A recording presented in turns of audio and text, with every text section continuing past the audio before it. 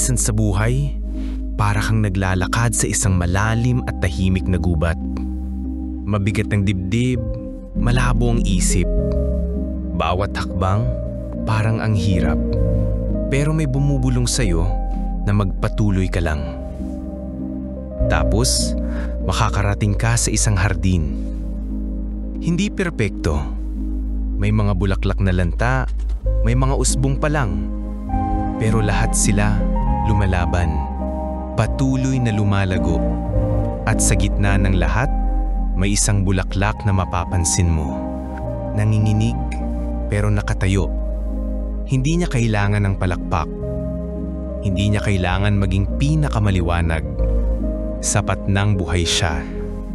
At sa sandaling yun, mararamdaman mo, sapat ka na rin. Darating din ang sinag ng araw para sa'yo.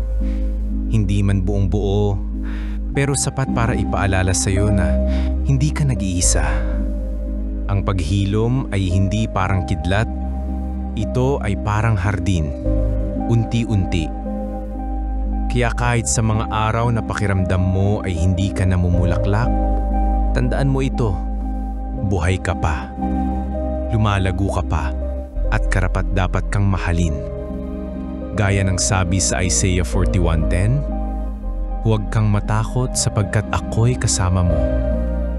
Huwag kang manlupaypay sapagkat ako ang iyong Diyos.